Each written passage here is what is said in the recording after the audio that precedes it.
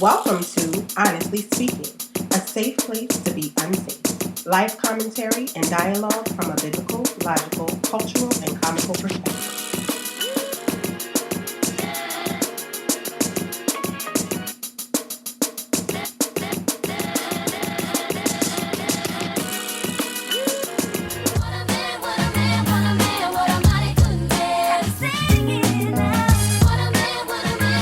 Today we'll be talking about what makes a man. We're going to get into the second question because it's so much to unpack. All right. So question number 2, what does it mean to be manly/masculine? Now I'm going to let Jonas get into it, and we don't have to spend too much time on this because we kind of actually talked about it, but as much as you all feel like we should, go ahead, Jonas, because you... I'll just say, well, a lot of high scores in emotions and aesthetics, and so it's how you look, how you present yourself, and how you want to be viewed. But the highest rank one we can see is being aware and having a plan, right? As like a main source of like manliness or masculinity, is that it's your job to be aware of situations. When things happen, you're quickly thinking, all right, how do I make this right? Not, I'm out. It didn't work out for me. So that's my interpretation of it, of the data. And somebody put in the comments or responses that it's strength, mentally, socially, and physically. My opinion, I would lean more towards strength mentally, and what happens physically and socially stems from like you understanding yourself mentally and having your mind right. What do you think, Dante? I like these responses. Man, being gentle ranks really high on that, 40%. I know. That was really That's surprising. That's third, right? Yeah, that's surprising. I think perseverance and endurance, along with a clear vision, identifies masculinity, and perseverance and endurance are huge. So being tough, I think, kind of says that, but it says it in language that people are more comfortable with, which is, because some people will take tough as being like rough, but it doesn't have to be. It could just be that you really you have endurance, you can weather some stuff. And like you said, not quit. And I think that fits really well. Being aware and having a plan. Yeah. I mean, but that goes back to me. For me, I agree with that. I don't know about the awareness part, because I think there's levels of awareness, but having a plan goes with having a vision. Like for anything, when you step in a room as a man, I think masculinity says, who am I in this space? How do I respond to certain stimuli externally in this space? How do I navigate myself in this space? That's a plan. I was driving today, and I was driving through some areas, and I had to think through what happened because I saw a cop pull over this guy, and I had to think through what happens if the cops come over here. I had to think through everything in my car. Is my dash cam on? Who's behind me? The awareness piece is so different, right? And then as a man, we have to think about it. My wife could be sitting inside, playing on the phone. But as a man, masculinity steps in and says, I see things, I have vision, I know what's going on, I'm aware, I have a plan if this happens, if this doesn't happen. So I really like that, man. I really like that answer. Can I say this? That was actually part of the, what did you say, Crystal? Can you backtrack a little bit for us, Dante? You said your wife could just be chilling on the If she's side. in the car, if I'm driving, right, and she's sitting on the passenger side, and I'm pumping the gas, right? She might be on her phone, she might be doing something, and that's fine because I'm driving. And that's, you see what I'm saying? I get out and pump the gas at nighttime. She doesn't get out and pump the gas. And so as I get out and I see cops undercover cops pull over this guy, and now I see this guy getting out the car. My mind goes into, is the dash cam on? How fast can I get out of here? What do I have in my car? If he comes up to me, all of those types of things. As a man, I'm aware of the situation. I think masculinity steps in and says, I'm going to make sure I'm good. We get out of here safely, protect my wife. There's so many things that happen in that moment for men. I think if I was a boy, I'd be pumping the gas on my phone, head down, unaware, popping gum, and get back in the car and not think nothing of it. I think my point in asking that question was funny that being aware and having a plan scored so high. I wonder what that would score on a test for being a woman. Like, what would be the percentage? Because I don't just think men have to be aware and have a plan.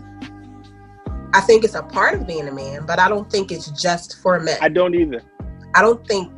I think Okay. I think the for me personally, I think that men have that responsibility. Whether my wife or my sister or my mother or my grandmother will do it or not, I have to have a plan. I have to be aware of my surroundings. I have to be aware of who I am, what I look like when I enter a room, what's in my hands, and what I can use. Because honestly, biblically, if Adam was aware and had a plan, then maybe he would have told Eve the right thing, so she wouldn't have had to assume on her own. And now everyone blames Eve, when in fact Adam was out of place. If we're honest, but he wasn't aware and didn't have a plan. Can I say this? You said he wasn't aware and didn't have a plan. I believe he was not aware and did not have a plan. I believe he was aware, but he did not have a plan. I think he was aware, but he did not have a plan. It says Adam, who was with her. He was with her.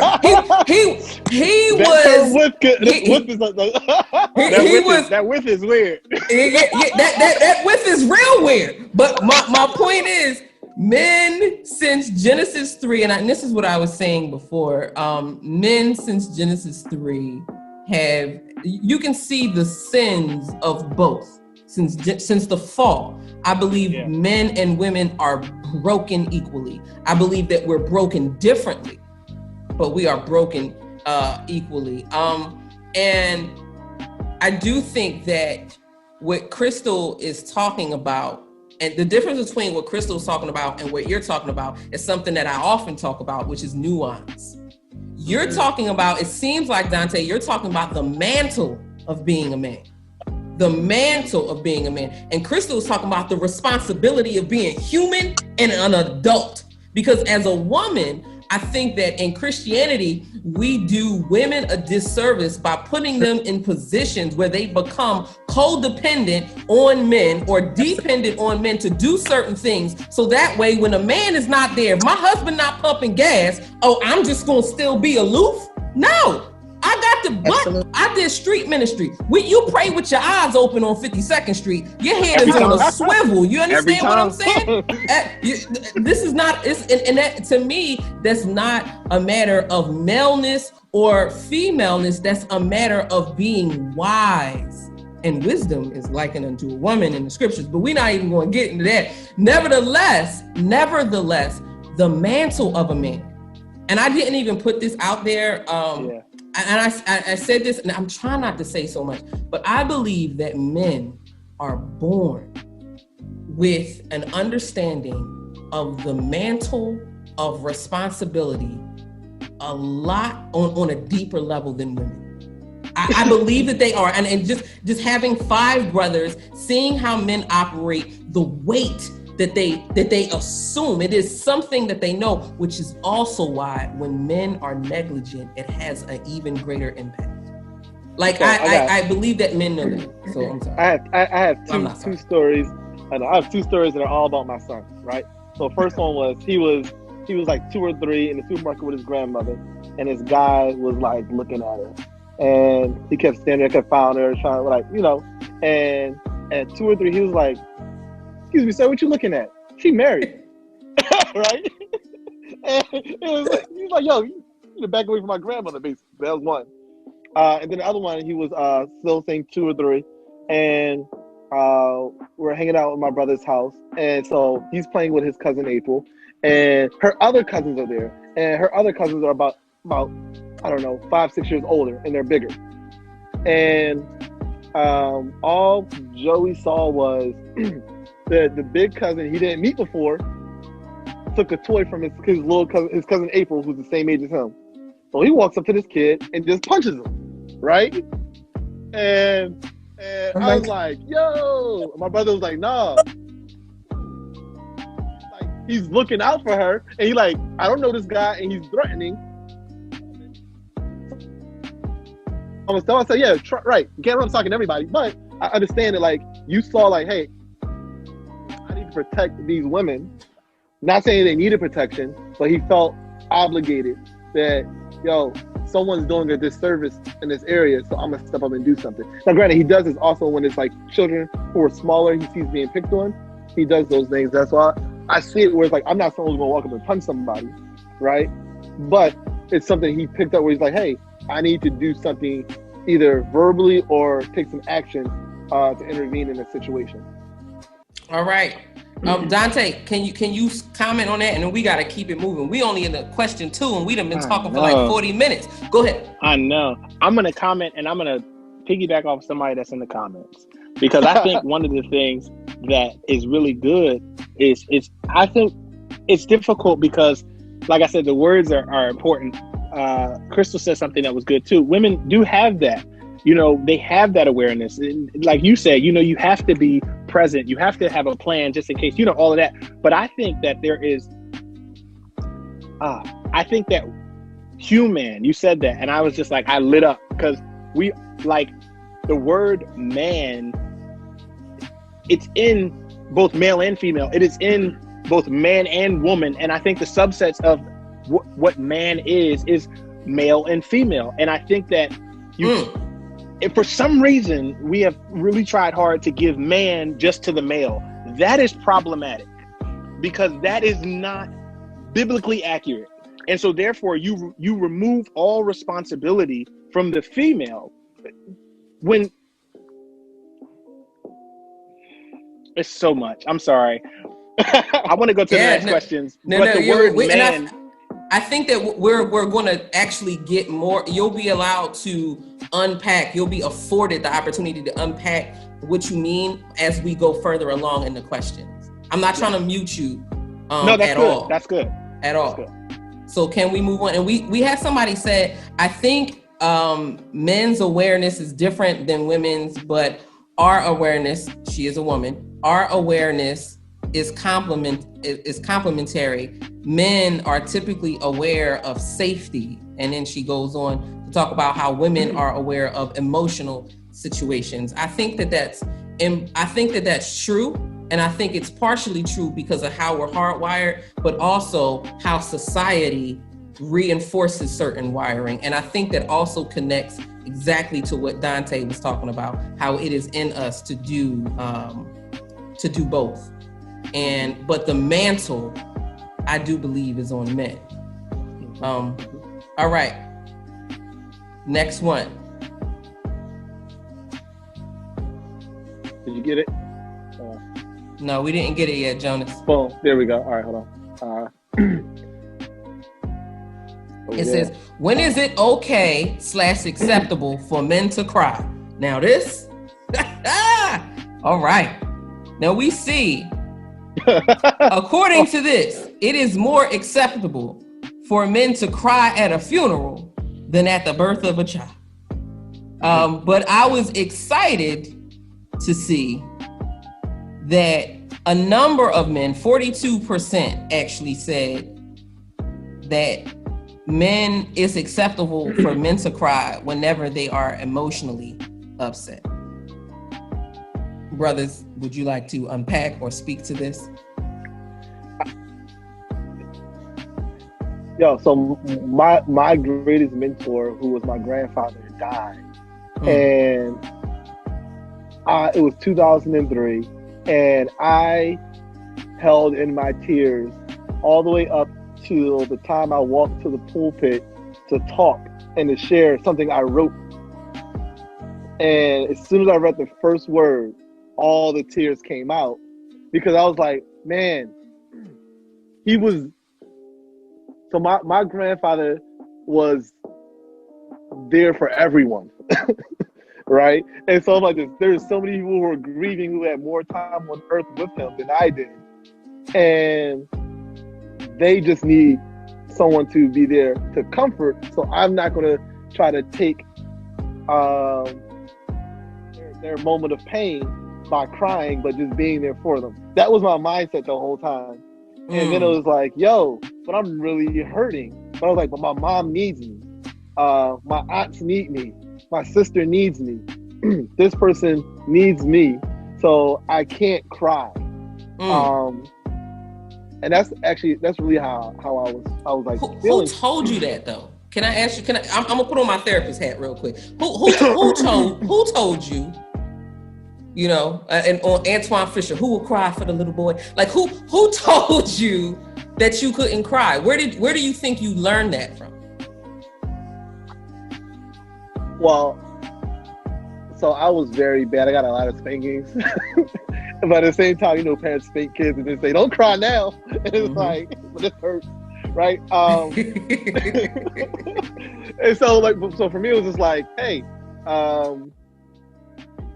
you can take it. It's just, that's just the mindset I developed from that situation, is that like, it hurts, but you can take it. You can't let this pain stop you from doing something else.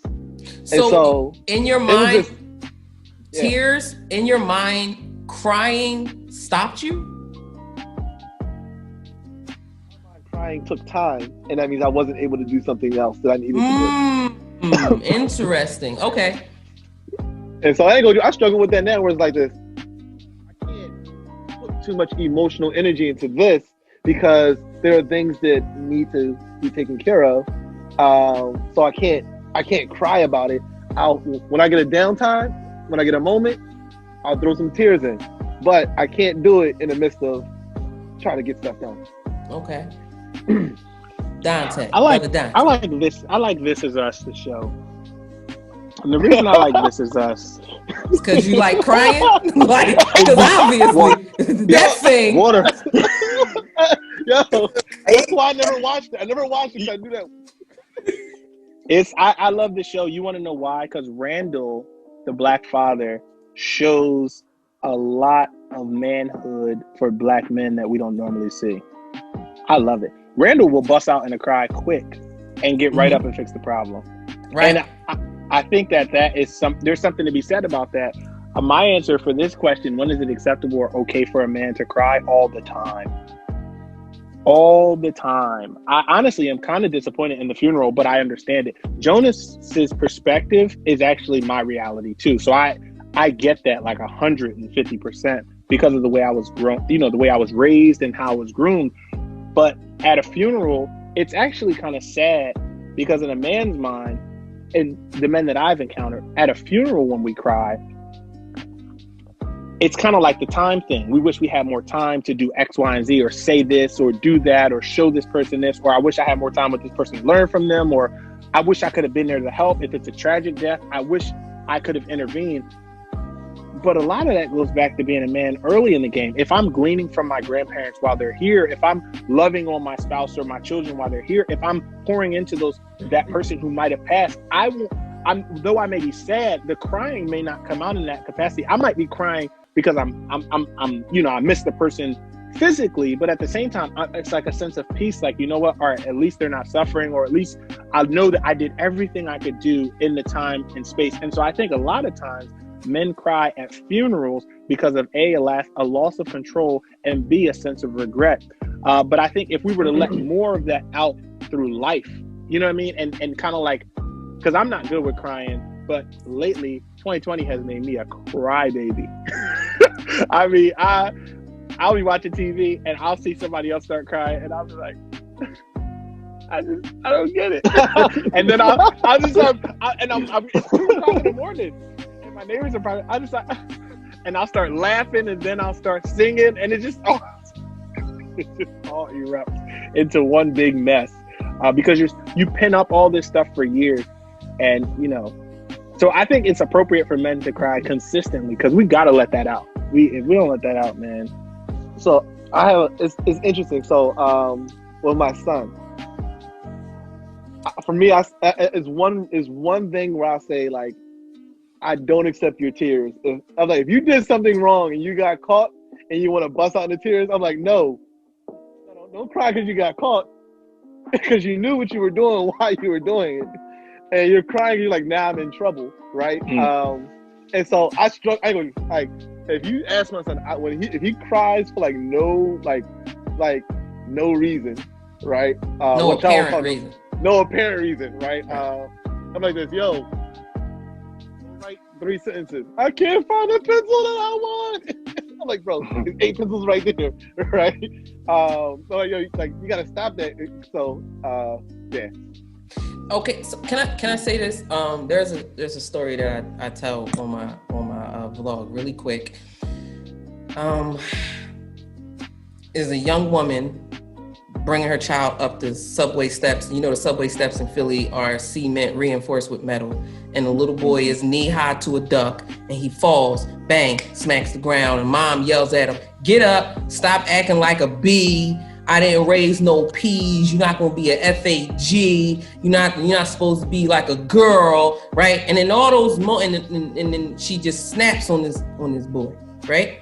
So what she does from a clinical perspective is called classical conditioning.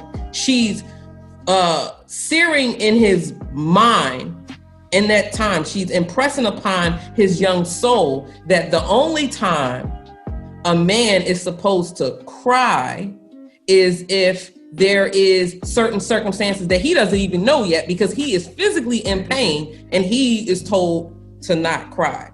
Another thing she did was she didn't realize, but in that moment, she made a girl, which is what she said, I don't have any girls, or a woman, a synonym for a B, a P, and a FAG. Right. All in that moment. And part of the reason why oftentimes we don't like feeling sad is because, it's safer for us to be angry. Society tells men you're allowed to be every emotion, but you can only express anger and happiness. And if you're happy, you can't smile.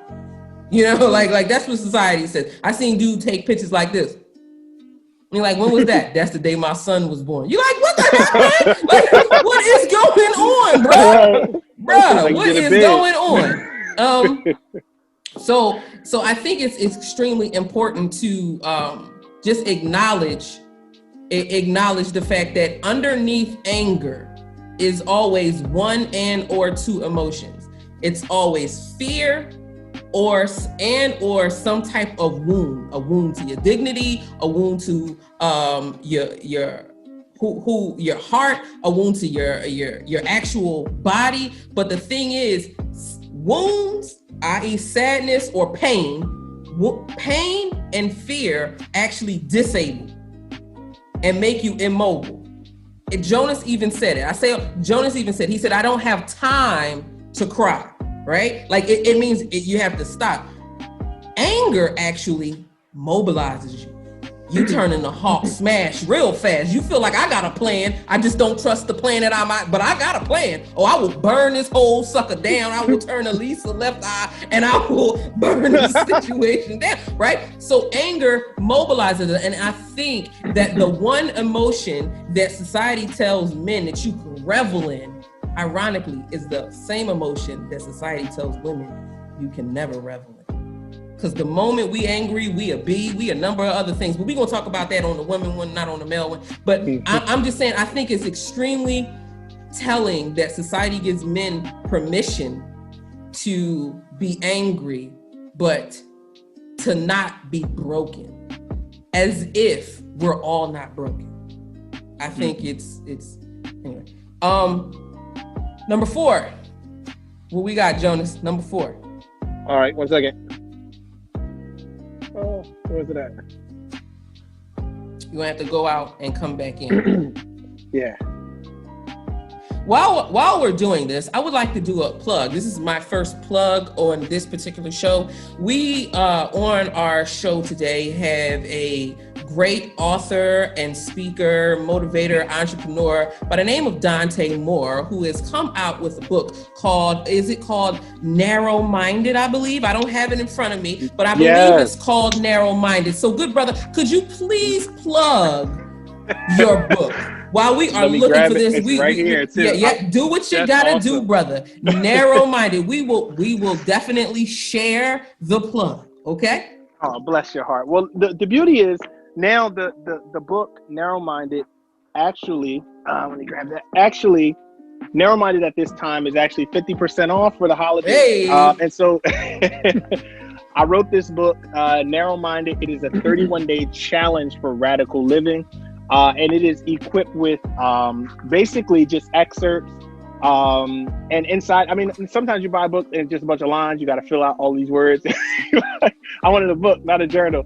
But this is actually there's quotes for the day, small excerpt, and then after that there's a challenge, there's questions, and there's a prayer. And it really, I have folks who have purchased it. It is on Amazon and everything like that, but right now, if you DM me, I'll be more than happy to get you a signed copy, throw a bookmark in there. You can read it with somebody. My brother and his girlfriend in Vegas are running through it now.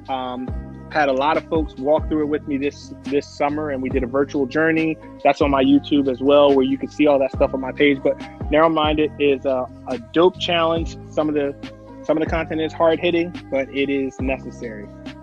Excellent. Now, back to you, Jonas.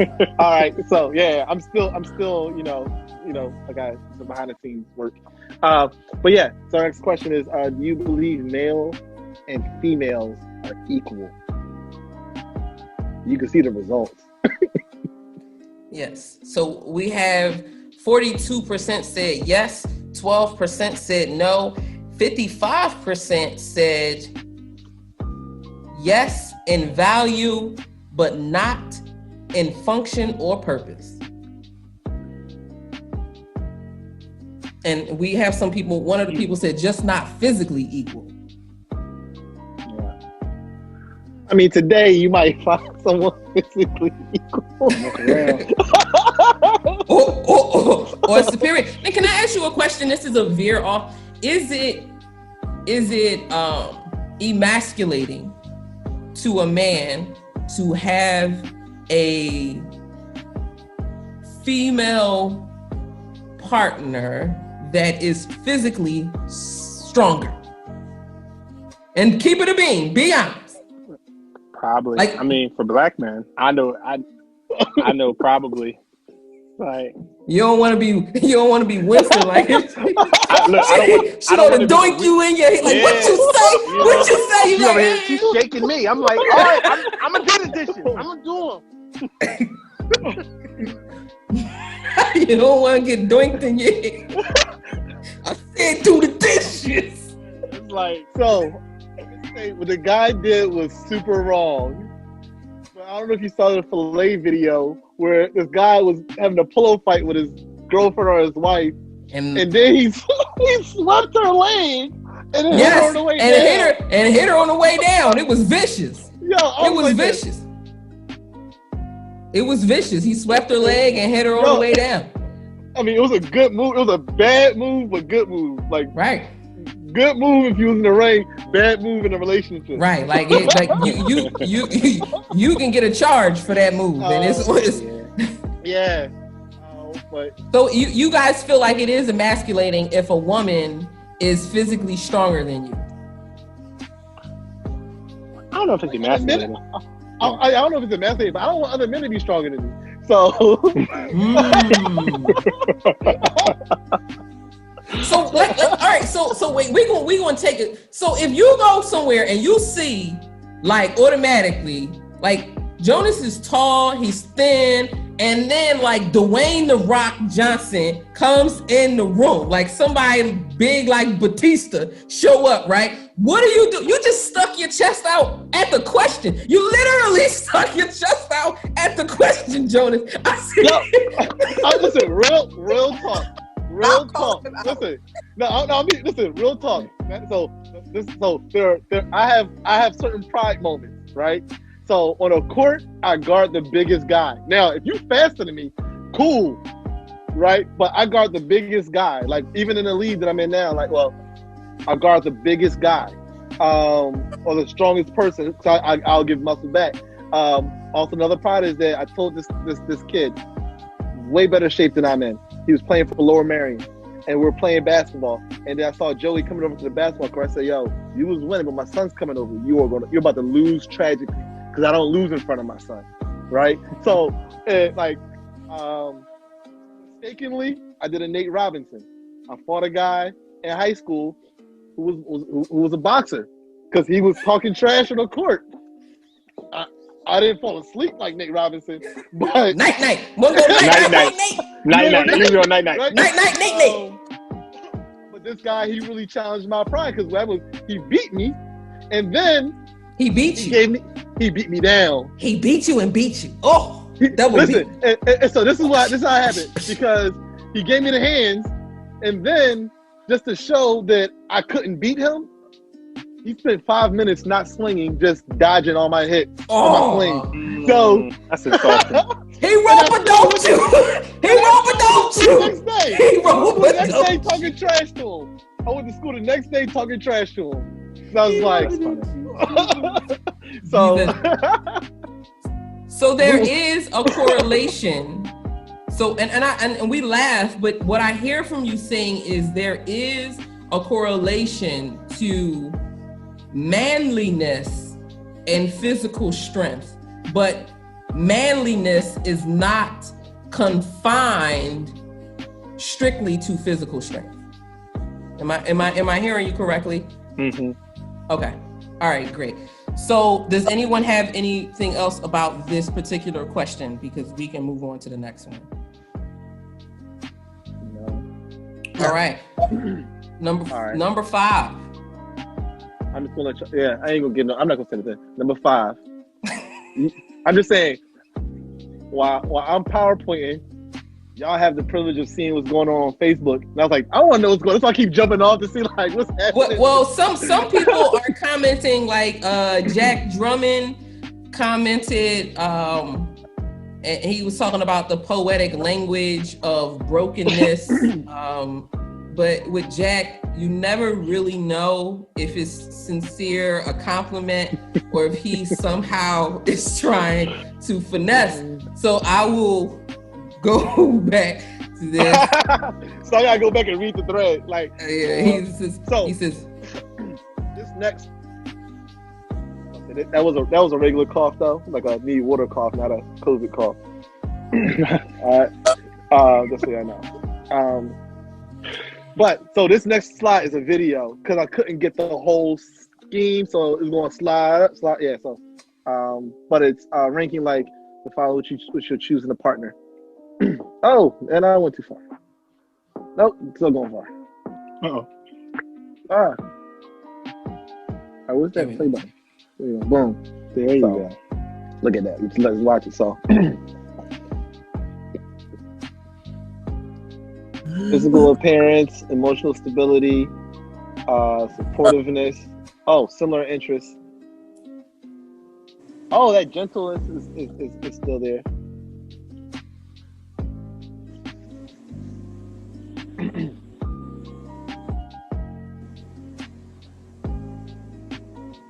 So, based off of this, Dante, did you want any of the numbers? Because the men, they rank them, and I have like their rankings here.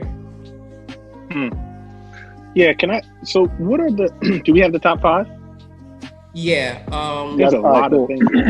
It was 12 things, yo. I had more, but I was like, this is overkill. It's hard to like. You sit there like, I think that's where most of the time went. I said that the survey took between 12 to 20 minutes. And so, give me 1 second. I'm pulling it up now on my phone. I believe Gunnar sent it to Crystal and myself. All right. So surprisingly, religion and relationship with God scored the highest at 28%. No, it did. It didn't.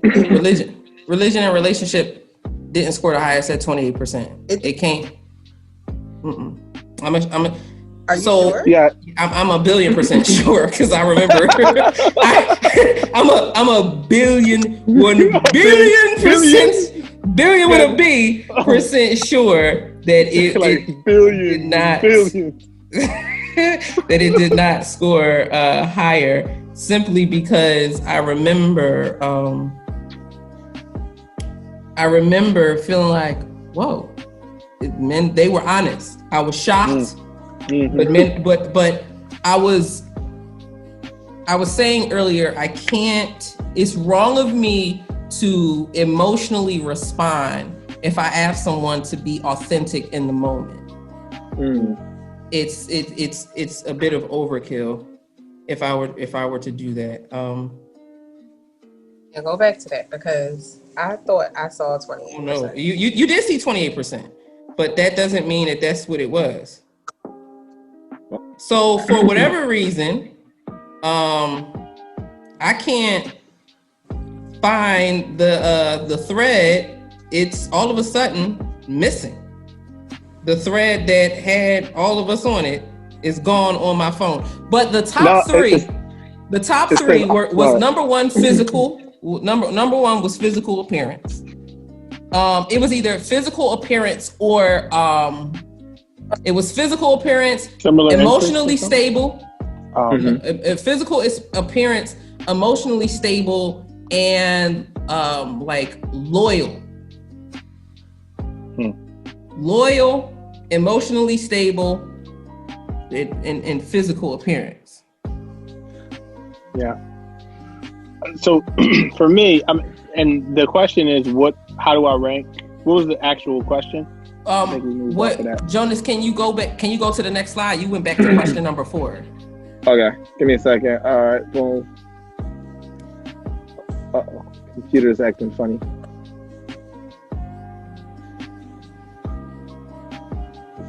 I can't get there. No. The computer's froze. Okay. So basically, what is the? You want to stop sharing and then Yeah, come back? I'll stop sharing. Yeah. All right. So these were the responses that people could give. It was high sex drive, if they're emotionally stable, if they're physically attractive, if they were gentle and caring, if they were supportive, if they were family oriented, if they were dominant, if they were tough, if they had a religion or relationship with God, or had similar interests.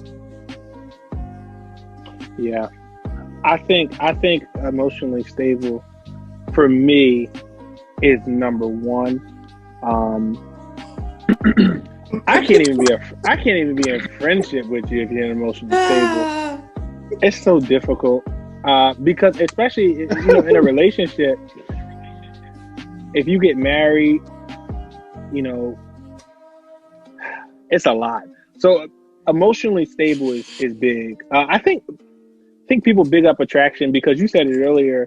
Conditioning. I mean, you want someone that you're attracted to, but at some point, maybe the physical attraction might go away. I think that's a deep word, attraction. It might be intelligence. It may be, something else about that person that attracts you. Do you think that men are more physical, visual than women? Like visual? Yeah. As far as attraction? Yes. I think women are savages when it comes to being attracted. I done stumbled on some of them group chats. He's never lied. This brother has not lied today. Okay? I hear so many men say physical is more important to men than it is to women, and it's like no. Women just settle. We find other things to say, but he does have this. Right. But he does have that. That's what happens. I think that society makes men focus more, or makes men give more weight to the physical. Yes. Mm-hmm. But society trains and conditions women to be more meticulous, more critical about things that are physical. Like, for instance, women, once a woman is at an age where she wants to be coupled, she is walking in the room and she is looking at wedding rings. Okay? She will, Crystal laugh because she knows it's true. A woman will walk in the room and be like, oh, he don't have his ring on. What kind of marriage that guy got? Like, all kinds. We can be savages when it comes to going, don't talk to him, girl. He out here with, you saw the tan line? Something ain't right. Or we hyper spiritualize it and be like, is everything okay? Is everything okay? Can I be praying with you? Can I be praying for you? You know? Or they go to your wife. Just straight up usurp you. Go to your wife. Hey, how's everything going? Because I noticed neither one of y'all got your rings on. Y'all was at the gym before this. Is that what it is? You know? I would agree. I would agree with that. But our top answers. Go ahead, Crystal. I do think that when you said women will settle, I don't necessarily like to call it settling. I do think women prioritize. So if there is, you hear the finesse? She finessed that. Not finessing. She finessed that. Tomato. I think that women prioritize differently. I do think that women can end up in relationships where to the outside it will look like settling, but because I think friendship and bond is so important to females, if that is there, the superficial will take a more secondary place. Makes sense. Yeah. But what I will say is this: Jack Drummond said, "Wow, Leigh, bless you." Like, so see, he's just like, he's commenting. He said, when he looked at the statistics and he saw that high sex drive was 2%. No, that's that particular line. Actually, high sex drive was the fourth highest.